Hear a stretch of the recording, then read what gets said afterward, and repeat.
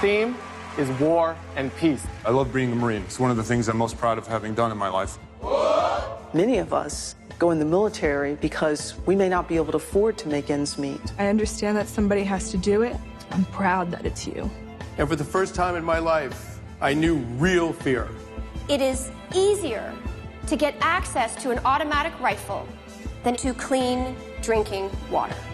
The greatest hope for humanity lies in making violence obsolete. I now have to live with the extreme pain of knowing that I will never see or hug my son again.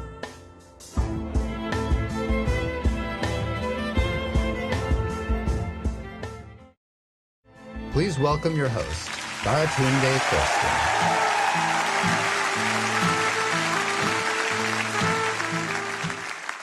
Welcome, everybody. I am so excited to be hosting TED Live here at the Town Hall in New York City. The theme is war and peace. And before we continue any further, I just want to acknowledge the men and women who have served or are currently serving in our armed services. You and your families are especially welcome tonight, so thank you.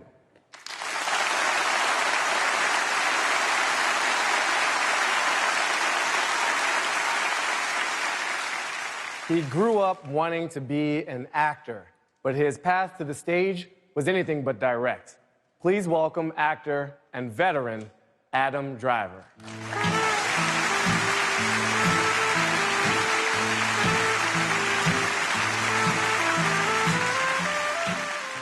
I was a Marine with 1-1 Weapons Company, 81's platoon out in Camp Pendleton, California. I joined a few months after September 11th, feeling like I think most people in the country did at the time, filled with a sense of patriotism and retribution and the desire to do something. That coupled with the fact I wasn't doing anything. I was 17, just graduated from high school that past summer, living in the back room of my parents' house, paying rent in the small town I was raised in northern Indiana called Mishawaka. I could spell that later for people who are interested. Mishawaka is many good things, but cultural hub of the world it is not. So my only exposure to theater and film was limited to the plays I did in high school and Blockbuster Video. May she rest in peace. I was serious enough about acting that I auditioned for Juilliard when I was a senior in high school. Didn't get in, determined college wasn't for me, and applied nowhere else, which is a genius move. So this was my world going into September 2001. So after the 11th and feeling an overwhelming sense of duty and just being pissed off in general at myself, my parents, the government, not having confidence, not having a respectable job, I joined the Marine Corps, and I loved it. I loved being a Marine. It's one of the things I'm most proud of having done in my life. Firing weapons was cool. Driving and detonating expensive things was great. But I found I loved the Marine Corps the most for the thing I was looking for the least when I joined, which was the people. These weird dudes, a motley crew of characters from a cross-section of the United States that on the surface I had nothing in common with. And over time, all the political and personal bravado that led me to the military dissolved. And for me, the Marine Corps became synonymous with my friends. And then a few years into my service and months away from deploying to Iraq, I dislocated my sternum in a mountain biking accident and had to be medically separated. And for those who are never in the military, I find this hard to understand. But then being told I wasn't going to deploy to Iraq or Afghanistan was very devastating for me. And then suddenly I was a civilian again. I knew I wanted to give acting another shot because, again, this is me. I thought all civilian problems are small compared to the military. What can you really bitch about now? It's hot. Someone should turn on the air conditioner. This coffee line is too long. I was a Marine. I knew how to survive. I would go to New York and become an actor, and if things didn't work out, I'd live in Central Park and dumpster dive behind Panera Bread. So I re-auditioned for Juilliard, and this time I was lucky enough I got in. But I was surprised by how complex the transition was from military to civilian. And I was relatively healthy. I can't imagine going through that process on top of a mental or physical injury. But regardless, it was difficult, in part because I was in acting school. I couldn't justify going to voice and speech class, throwing imaginary balls of energy at the back of the room, doing acting exercises where I gave birth to myself while my friends were serving without me overseas. But also because I didn't know how to apply the things I learned in the military to a civilian context. I mean that both practically and emotionally. Practically, I had to get a job. And I was an infantry Marine where you're shooting machine guns and firing mortars. There's not a lot of places you can put those skills in the civilian world. And emotionally in that, I struggled to find meaning. In the military, everything has meaning. Everything you do is either steeped in tradition or has a practical purpose. And you can't smoke in the field because you don't want to give away your position. You don't touch your face because you have to maintain a personal level of health and hygiene. You face this way when colors plays out of respect to those people who went before you. You walk this way because of this. You talk this way because of this. How often in the civilian world are you put in a life or death situation with your closest friends and they constantly demonstrate that they're not going to abandon you? And meanwhile, at acting school, I was really for the first time discovering playwrights and characters and plays that had nothing to do with the military, but were somehow describing my military experience in a way that before to me was indescribable. And I felt myself becoming less aggressive as I was able to put words to feelings for the first time and realizing what a valuable tool that was. And when I was reflecting on my time in the military, I wasn't first thinking on the stereotypical drills and discipline and pain of it, but rather these small, intimate, human moments, these moments of great feeling. Friends going AWOL because they missed their families, friends getting divorced, grieving together, celebrating together, all within the backdrop of the military. And I saw my friends battling these circumstances, and I watched the anxiety it produced in them and me, not being able to express our feelings about it. And the military and theater communities are actually very similar. You have a group of people trying to accomplish a mission greater than themselves. It's not about you. You have a role. You have to know your role within that team. Every team has a leader or director. Sometimes they're smart, sometimes they're not. You're forced to be intimate with complete strangers in a short amount of time, the self-discipline, the self-maintenance. I thought, how great would it be to create a space that combined these two seemingly dissimilar communities, that brought entertainment to a group of people that, considering their occupation, could handle something a bit more thought-provoking than the typical mandatory fun events that I remember being voluntold to go to in the military. All well-intended, but slightly offensive events like win a date with a San Diego Chargers cheerleader, where you answer questions about pop culture. And if you get it right, you win a date, which was a chaperone walk around the parade deck with this, already married, pregnant cheerleader. And nothing against cheerleaders. I love cheerleaders. The point is more, how great would it be to have theater presented through characters that were accessible without being condescending? So we started this nonprofit called Arts in the Armed Forces where we tried to do that.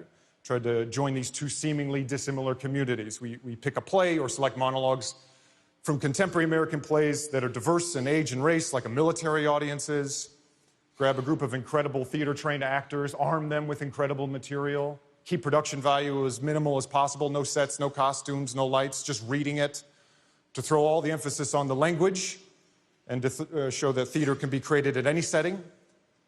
And it's a powerful thing, getting in a room with complete strangers and reminding ourselves of our humanity, and that self-expression is just as valuable a tool as a rifle on your shoulder. I can think of no better community to arm with a new means of self-expression than those protecting our country. So we've gone all over the United States and the world, from Walter Reed in Bethesda, Maryland, to Camp Pendleton, to Camp Arif John in Kuwait, to USAG Bavaria, on and off Broadway theaters in New York. And for the performing artists we bring, it's a window into a culture that they otherwise would not have had exposure to. And for the military, it's the exact same. And in doing this for the past 6 years, I'm always reminded that acting is many things. It's a craft, it's a political act, it's a business, it's whatever adjective, I guess, is most applicable to you, but it's also a service. I didn't get to finish mine, so whenever I get to be of service to this ultimate service industry, the military, for me, again, there's not many things better than that. Thank you.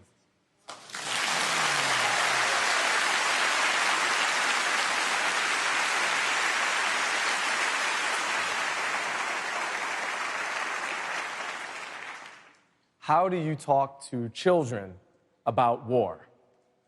Acclaimed filmmaker Geeta Gambhir and distinguished journalist Perry Peltz had that exact question in mind when they made this film, Talk of War. Some civilians, go on trips and whatnot, but they're not always going on trips overseas, putting their life on the line.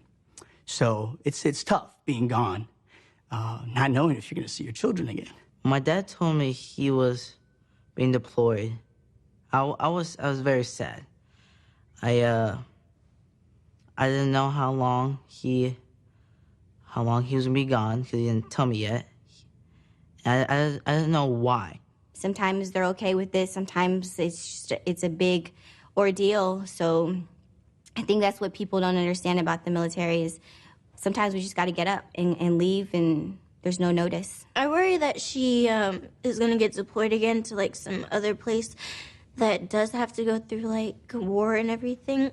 I told them that it was going to be okay, that we were going to do this together, and I would be home when it was time to come home. I was okay with the monthly drills and, keeping it in the country, but knowing that you had to go so far away to someplace so dangerous, that was the most worried I've ever been in my life. There's a part of me that doesn't want to tell them everything that their dad is doing or going through. We also didn't talk about negative things that were going on at home. We always just would keep it very positive and talk about the positive things. We tend not to watch the news just because we don't want to worry. We want our everyday life to continue as it is, and I want things to be normal for them. You basically just have to let them know, as their father, that what you say is what they need to focus on, not the chatter, not the rumor mill, not what they hear on the news. And just let them know that mom's gonna be fine, Mom's gonna be back. Don't worry. It's gonna be soon. It's not gonna be too much longer. You can be strong. I just want to make sure that my kids don't think that that my job is more important than they are. Even though you are far away and, like, you have to go through hard things at work, I think it's just really amazing that you can, like, help our country. I understand, I understand that somebody has to do it, and sometimes I'm mad that it's you, sometimes I'm sad that it's you, but I'm proud that it's you. I'm proud that I could say that my dad does those things.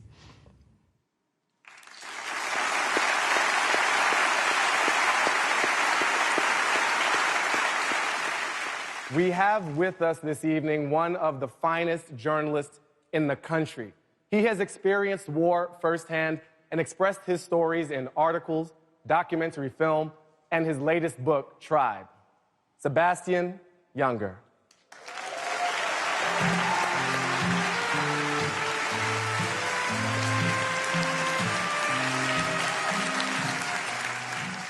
Thank you so much. It's a real honor to be here with you tonight. I worked as a war reporter for 15 years before I realized that I really had a problem. There was something really wrong with me. This is about a year before 9/11, and America wasn't at war yet. I'd been in Afghanistan for a couple of months with the Northern Alliance as they were fighting the Taliban. And at that point, the Taliban had an air force, they had fighter planes, they had tanks, they had artillery, and we really got hammered pretty badly a couple of times. We saw some very ugly things.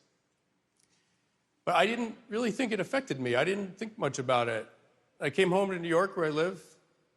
Then one day I went down into the subway, and for the first time in my life, I knew real fear.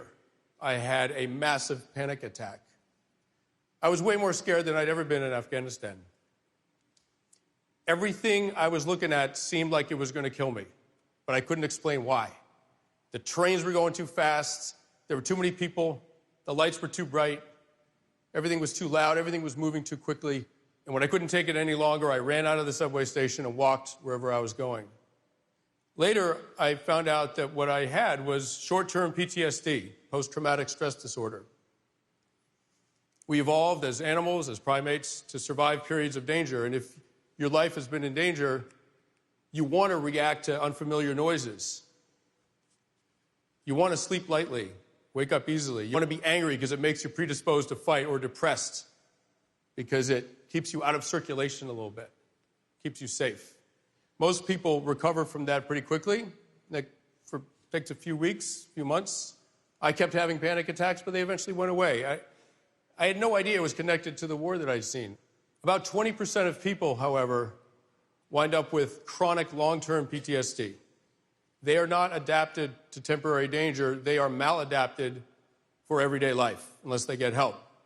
We know that the people who are vulnerable to long-term PTSD are people who were abused as children, who suffered trauma as children, people who have low education levels, people who have psychiatric disorders in their family. If you served in Vietnam and your brother is schizophrenic, you're way more likely to get long-term PTSD from Vietnam. So I started to study this as a journalist, and I realized that there was something really strange going on. The numbers seemed to be going in the wrong direction. Every war that we have fought as a country, starting with the Civil War, the intensity of the combat has gone down. As a result, the casualty rates have gone down, but disability rates have gone up. They should be going in the same direction, but they're going in different directions. The recent wars in Iraq and Afghanistan have produced, thank God, a casualty rate of about 1/3 of what it was in Vietnam. But they've also produced 3 times the disability rates. Around 10% of the U.S. military is actively engaged in combat. They're shooting at people, they're killing people, they're getting shot at, they're seeing their friends get killed. It's incredibly traumatic. But it's only about 10% of our military. But about half of our military has filed for some kind of PTSD compensation from the government. So about 40% of veterans really were not traumatized overseas, but have come home to discover that they are dangerously alienated and depressed. What is happening with them? Maybe it's this. Maybe they had an experience of sort of tribal closeness in their unit when they were overseas. They were eating together, sleeping together, doing tasks and missions together. They were trusting each other with their lives. And then they come home and they have to give all of that up, and they're coming back to a society, a modern society, which is hard on people who weren't even in the military. It's just hard on everybody. And we keep focusing on trauma, PTSD. But for a lot of these people, maybe it's not trauma. Maybe what's bothering them is actually a kind of alienation. I mean, maybe we just have the wrong word for some of it. And just changing our language, our understanding would help a little bit. Post-deployment alienation disorder. Maybe even just calling it that for some of these people would allow them to stop trying to imagine a trauma that didn't really happen in order to explain a feeling that really is happening. And in fact, it's an extremely dangerous feeling. That alienation and depression can lead to suicide. These people are in danger. It's very important to understand why. The Israeli military has a PTSD rate of around 1%. The theory is that everyone in Israel is supposed to serve in the military. When soldiers come back from the front line, they're not going from a military environment to a civilian environment. They're coming back to a community where everyone understands about the military. Everyone's been in it or is going to be in it. Everyone understands the situation they're all in. It's as if they're all in one big tribe. After 9/11, the murder rate in New York City went down by 40%. The suicide rate went down. The violent crime rate in New York went down. Even combat veterans of previous wars who suffered from PTSD said that their symptoms went down after 9/11 happened. The reason is that if you traumatize an entire society, we don't fall apart and turn on one another. We come together, we unify. Basically, we tribalize. And that process of unifying feels so good and is so good for us that it even helps people who are struggling with mental health issues. Now, American soldiers, American veterans are coming back to a country that is so bitterly divided that the two political parties are literally accusing each other of treason, of being an enemy of the state, of trying to undermine the security and the welfare of their own country. The gap between rich and poor is the biggest it's ever been. It's just getting worse. Race relations are terrible. And veterans know that any platoon that treated itself that way would never survive. Veterans have gone away and are coming back and seeing their own country with fresh eyes, and they see what's going on. This is the country they fought for. No wonder they're depressed. No wonder they're scared. Sometimes we ask ourselves if we can save the vets. I think the real question is if we can save ourselves. If we can, I think the vets are going to be fine. It's time for this country to unite. If only to help the men and women who fought to protect us. Thank you very much.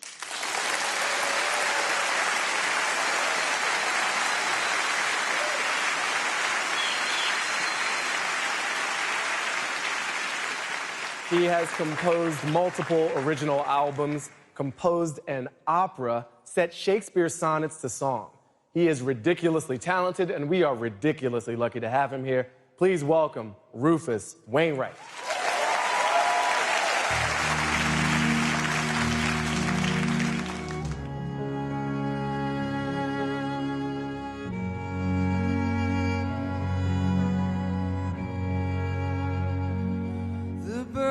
They sang at the break of day, start again. I heard them say, don't dwell on what has passed away, or what is yet to be.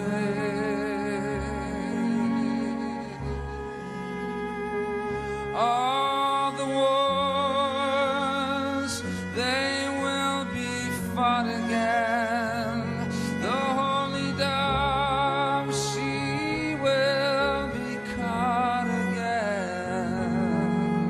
Bought, sold, and bought again. Dove is never free.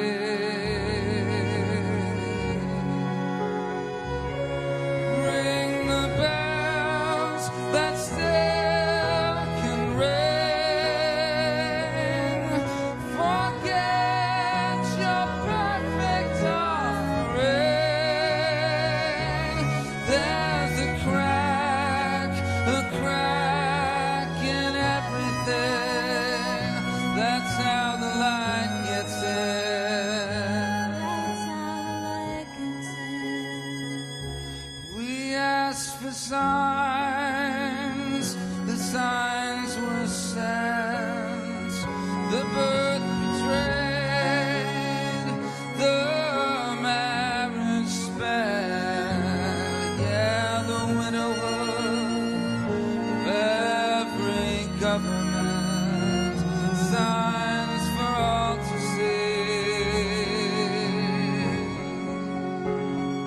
I can run no more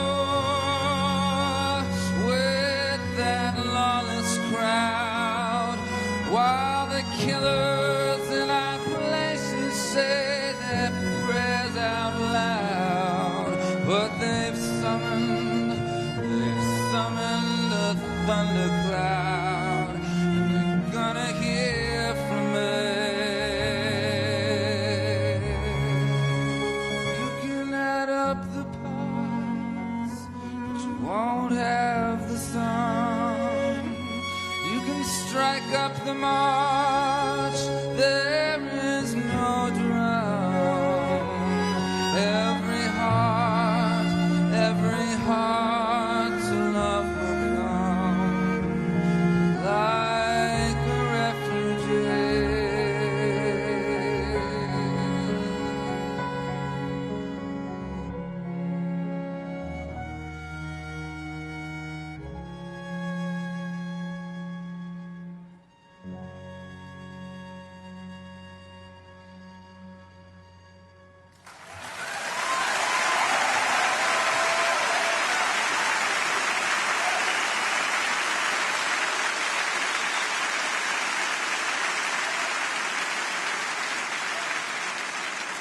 I'm very excited to introduce this next film, which is brought to us by Joe Brewster and Michelle Stevenson. It chronicles the journey of Major General Linda Singh, a journey in which all roads point to home. Let's look.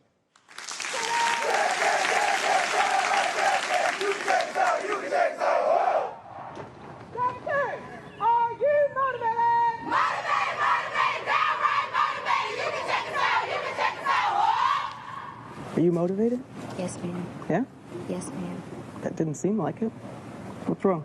Nothing, ma'am. Ah, didn't think I was watching you. Big difference from when I was here the last time. You guys are looking really, really, really, really good. Some of you are still a little slack. Do you think that I'm not going to call you out on it when I see it? Yes, ma'am. Oh, no, ma'am? Yes, ma'am. I'm going to call you out on it. People look at senior officers in the military and think that we went to West Point and we've had a very privileged life. Many of us go in the military because we may not be able to afford to make ends meet.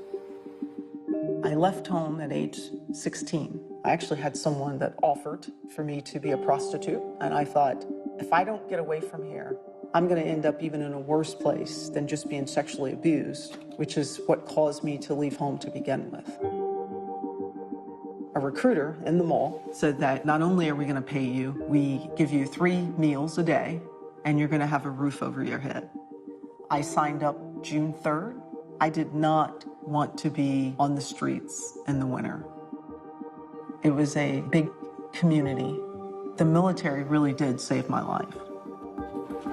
I have declared a state of emergency at the request of Baltimore City. This order deploys the Maryland National Guard. The National Guard represents a last resort. I would highly recommend that we all go in and take cover for the night and actually get some rest and let things settle down. If there are any questions about martial law, we are not at that point. I repeat, not at that point. In some countries, we think that we can make 300 years of change overnight. If I relate that back to what we're seeing in Baltimore, I just don't think we've gotten the recipe right. What we need to look at is, in the event that we have to come in, we should be talking to the community leaders in advance. Yes. We need to ask them, do they need anything from us? I think the misunderstood piece is that the military comes in firing our weapons, and that's not every single unit in the military. Our first mission is to really win the hearts and minds of the people. We're there to serve our community. We have to ensure that we're not trying to impart what we think their community should look like. We need them telling us, what do they want to see their community be? If it wasn't right yesterday, change it today. You're going to make me proud. Whoop. Whoop. And I guarantee you, I'll hug every single one of you when you come across the stage. Whoop. Whoop. Just as much as Baltimore has to heal, my soldiers have to heal, because they're also part of those communities. I'm just asking them to do more community engagement as an individual, as a person, as a social responsibility.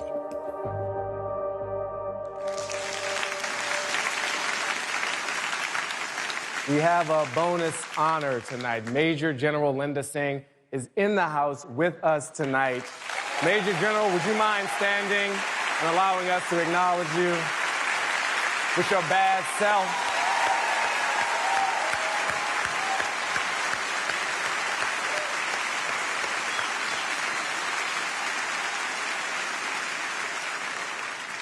Coming to the stage, we have a real-life peacemaker.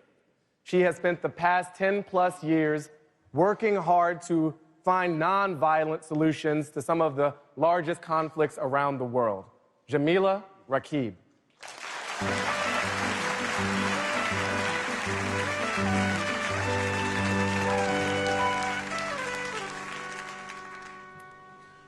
War has been a part of my life since I can remember. I was born in Afghanistan, just 6 months after the Soviets invaded. And even though I was too young to understand what was happening, I had a deep sense of the suffering and the fear around me. Those early experiences had a major impact on how I now think about war and conflict. I learned that when people have a fundamental issue at stake, for most of them, giving in is not an option. For these types of conflicts, when people's rights are violated, when their countries are occupied, when they're oppressed and humiliated, they need a powerful way to resist and to fight back. Which means that no matter how destructive and terrible violence is, if people see it as their only choice, they will use it. Most of us are concerned with the level of violence in the world. But we're not going to end war by telling people that violence is morally wrong. Instead, we must offer them a tool that's at least as powerful and as effective as violence. For the past 13 years, I've been teaching people in some of the most difficult situations around the world how they can use nonviolent struggle to conduct conflict. Most people associate this type of action with Gandhi and Martin Luther King. But people have been using nonviolent action for thousands of years.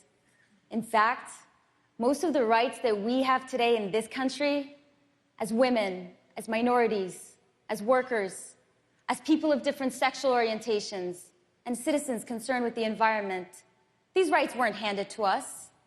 They were won by people who fought for them and who sacrificed for them. But because we haven't learned from this history, nonviolent struggle as a technique is widely misunderstood. I met recently with a group of Ethiopian activists, and they told me something that I hear a lot. They said they'd already tried nonviolent action and it hadn't worked. Years ago, they held a protest. The government arrested everyone, and that was the end of that. The idea that nonviolent struggle is equivalent to street protests is a real problem. Because although protests can be a great way to show that people want change, on their own, they don't actually create change, at least change that is fundamental. Powerful opponents are not going to give people what they want just because they ask nicely, or even not so nicely. Nonviolent struggle works by destroying an opponent, not physically, but by identifying the institutions that an opponent needs to survive and then denying them those sources of power.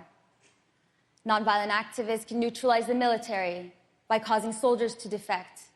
They can disrupt the economy through strikes and boycotts. And they can challenge government propaganda by creating alternative media. There are a variety of methods that can be used to do this. My colleague and mentor, Gene Sharp, has identified 198 methods of nonviolent action. And protest is only one. Let me give you a recent example. Until a few months ago, Guatemala was ruled by corrupt former military officials with ties to organized crime.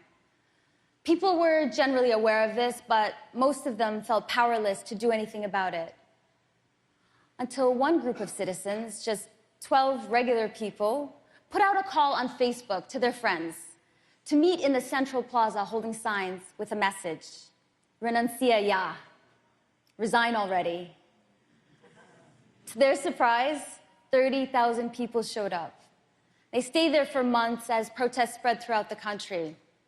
At one point, organizers delivered hundreds of eggs to various government buildings with a message. If you don't have the huevos, the balls, to stop corrupt candidates from running for office, you can borrow ours.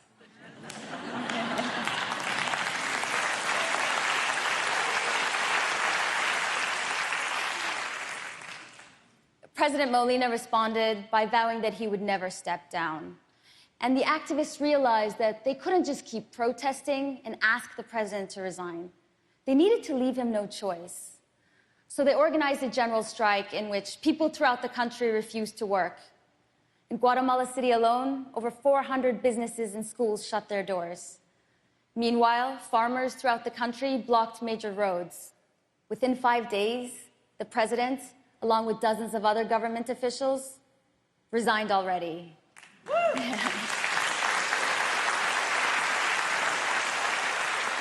Nonviolent struggle is just as complex as military warfare, if not more.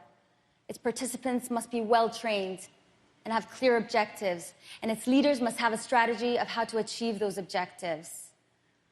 The technique of war has been developed over thousands of years, with massive resources and some of our best minds dedicated to understanding and improving how it works.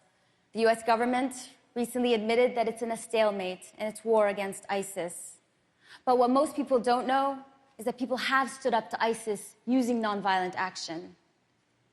When ISIS captured Mosul in June 2014, they announced that they were putting in place a new public school curriculum based on their own extremist ideology.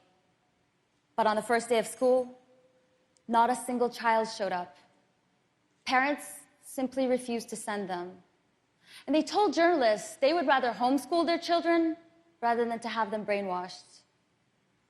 This is an example of just one act of defiance in just one city. But what if it was coordinated with the dozens of other acts of nonviolent resistance that have taken place against ISIS? What if the parents' boycott was part of a larger strategy to identify and cut off the resources that ISIS needs to function? The skilled labor needed to produce food. The engineers needed to extract and refine oil. The media infrastructure and communications networks and transportation systems and the local businesses that ISIS relies on. It may be difficult to imagine defeating ISIS with action that is nonviolent. But it's time that we challenge the way we think about conflict and the choices we have in facing it. Here's an idea worth spreading. Let's learn more about where nonviolent action has worked and how we can make it more powerful, just like we do with other systems and technologies that are constantly being refined to better meet human needs. It may be that we can improve nonviolent action to a point where it is increasingly used in place of war. We can make nonviolent struggle more powerful than the newest and latest technologies of war. The greatest hope for humanity lies not in condemning violence, but in making violence obsolete. Thank you.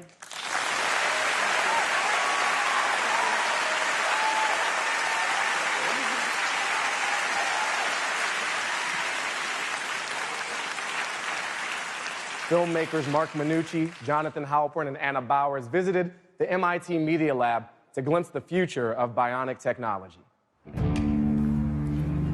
Before I went to the Marine Corps, I looked at amputees in a negative light.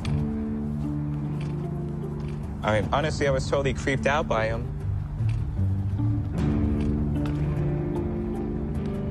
I got wounded in a town called Karma, outside of Fallujah. Maybe that's karma, you know, maybe I got what I deserved. I brought the war home, you know.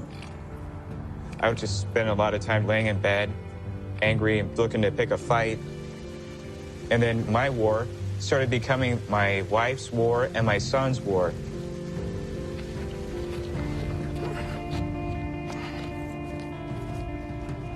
We humans are physical. And that physicality, of course, is directly coupled to our emotional state. As an engineer, we ask, can we build limbs that fully emulate natural biological limbs? The first time I put the biome on, it was like, wow, what the hell is this? This is like RoboCop and Terminator. It's amazing. The prosthetic has sensors like the sensors in the bottom of your foot for touch. It has a motor that emulates the lost muscle. It has 3 very small computers enabling the person to control the muscle-like motor system. I think we built the first powered foot-ankle device in 2003. And of course, I was the guinea pig. I mean, I've tested so many prototype electromechanical systems, I've lost count.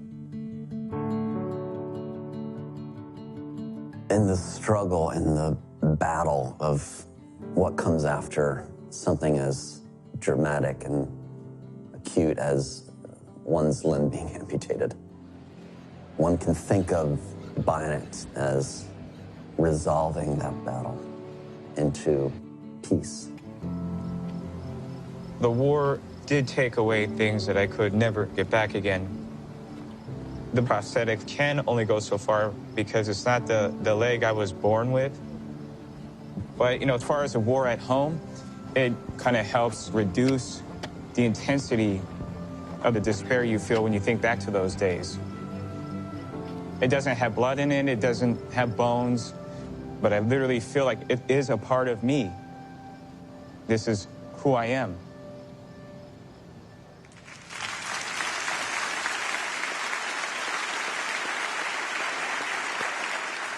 When we think of war, Canada isn't the first country that comes to mind. Let's be honest, Canada isn't in the top 50 of countries that comes to mind for most of us.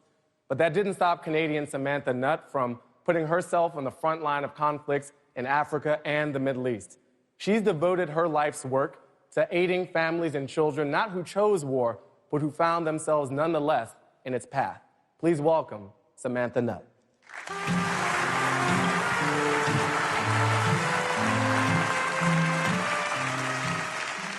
Thank you very much. Good evening. Some of you may have noticed that my last name is Nutt. And if you did, you are forgiven for wondering how a nut managed to end up in a war zone. I actually was offered right out of medical school and accepted a volunteer contract to work with UNICEF in war-torn Somalia that was worth $1. And you see, I had to be paid this dollar in the event that the UN needed to issue an evacuation order so that I would be covered. I ended up in Baidoa, Somalia. Journalists called it the City of Death. And they called it the City of Death because 300,000 people had lost their lives there, mostly as a result of war-related famine and disease.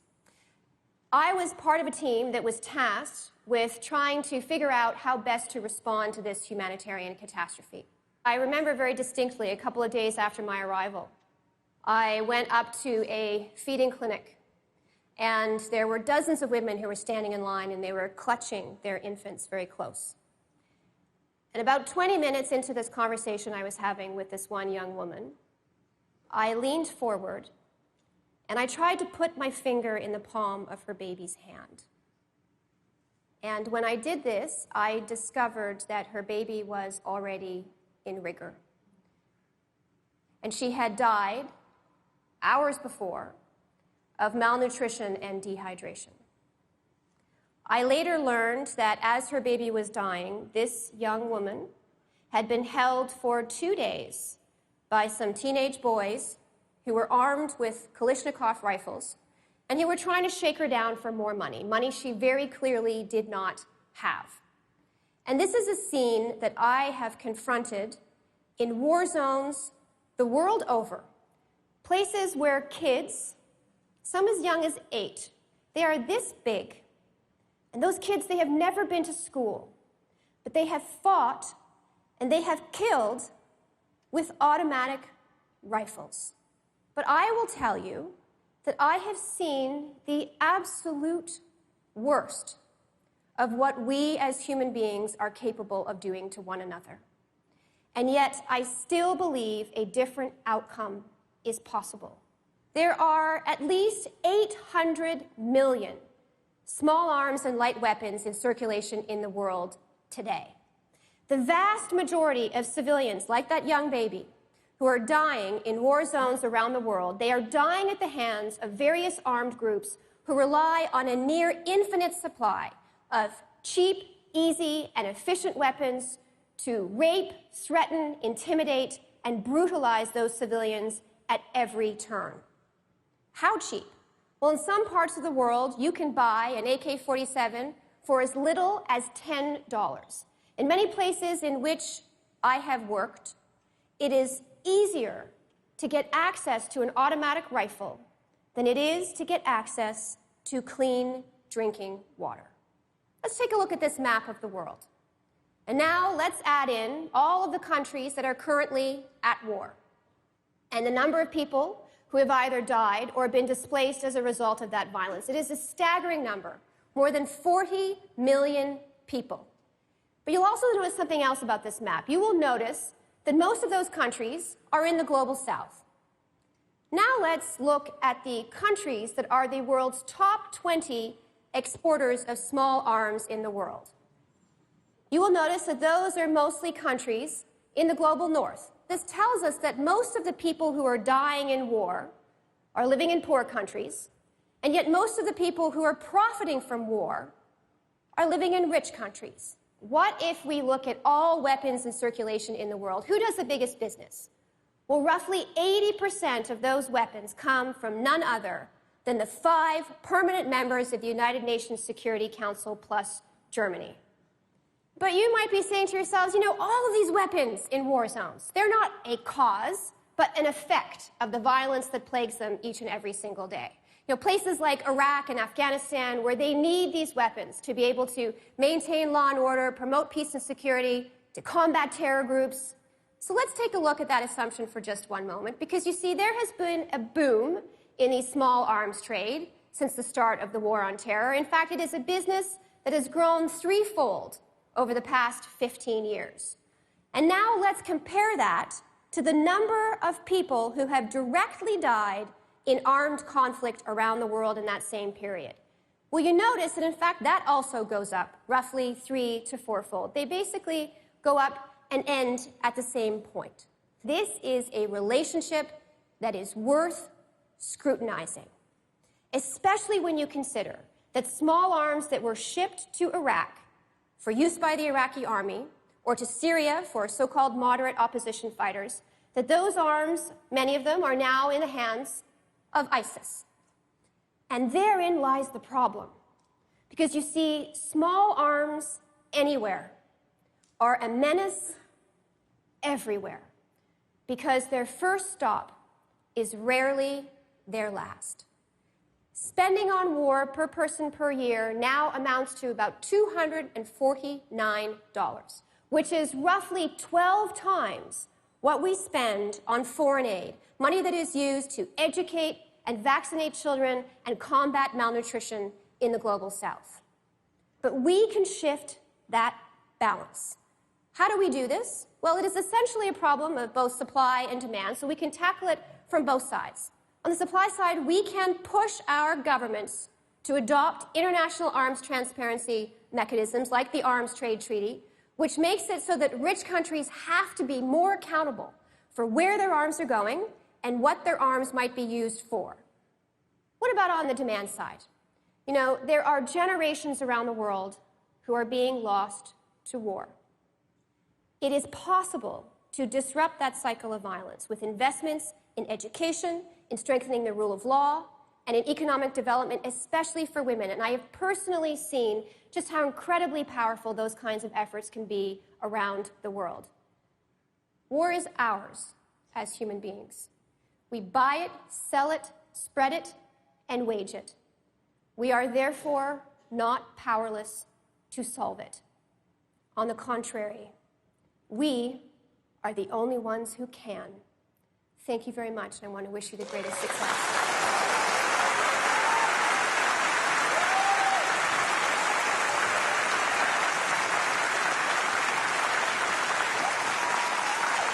I want to welcome cellist Wolfram Klusel from the American String Quartet.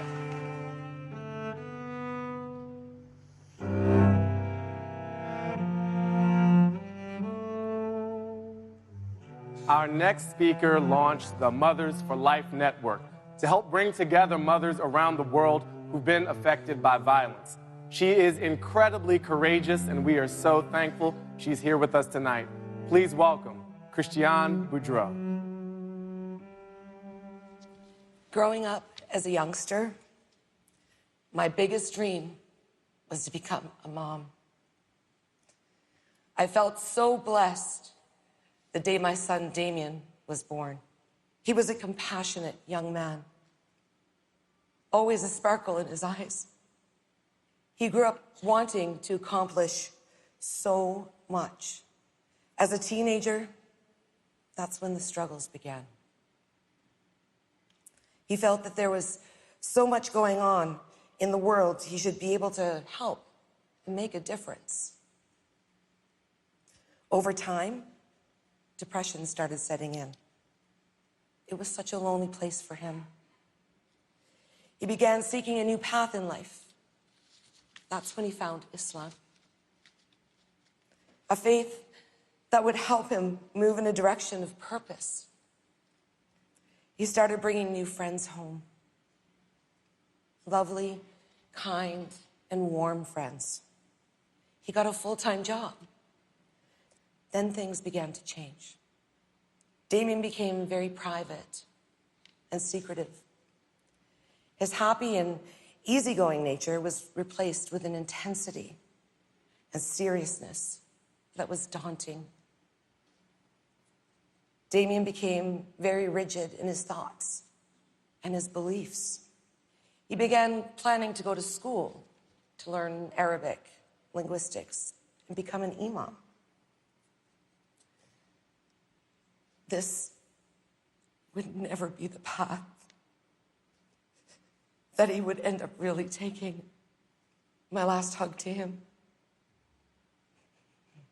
was on November 11th, 2012. On November 12th, 2012, he boarded a plane that never made it to Egypt. Instead, it took him to Turkey. Fast forward to January 2014. My heart is now disintegrated into a million pieces. I now have to live with the extreme pain of knowing that I will never see or hug my son again. He was killed in Syria by the Free Syrian Army, fighting alongside who we now know as ISIS. I will never be able to tell him how much I love him again. How does a mother go on living when the purpose of her life is her children? What my son set out to do was to save women and children from the tortures of Bashar al-Assad. What he thought he was a part of turned out to be a lie. Nothing but greed and senseless killing. As the media sensationalizes everything happening with the war on ISIS, a lot of people forget that these young men and women have or had families. These families come from every walk of life. They are left behind in this senseless war. They experience trauma, extreme emotions, and the struggle of trying to continue on. Another thing that a lot of people don't realize is that, on the most part, these families don't blame religion or certain cultures or certain people. They don't point a finger of bitterness or resentment. Instead, they ask everyone to show compassion and to reach out to one another. These families that are left behind with permanent holes in their hearts are standing strong for peace. We can only hope that by standing strong and sharing our stories, people will learn to be kind to one another again. Stop, wave, smile at a neighbor or a stranger passing on the street. Come out from behind our computer screens. Enjoy the company of a real human being. Take the time to get to know who they are on the inside, rather than judging them right away from what they are on the outside. That's the message that we mothers and fathers of our fallen children really want to send out today. Let's learn from our mistakes and have hope that we can make it all better.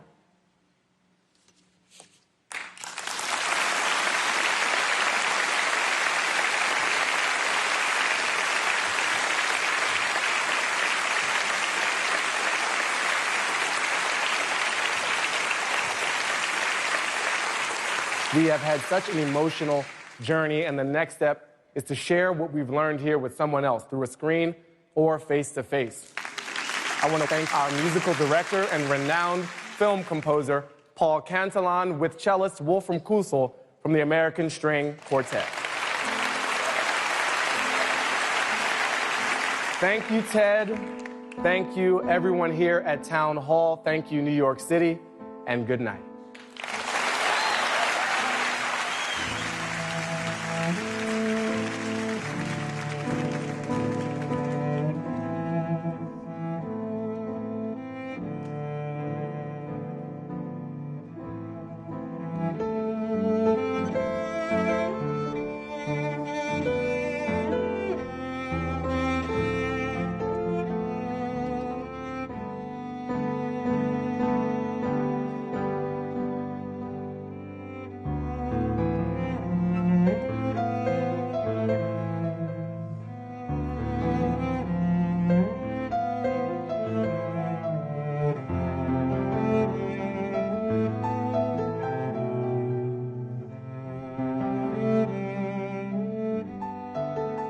To learn more about this program and for links to more TED Talks, visit pbs.org/TED Talks.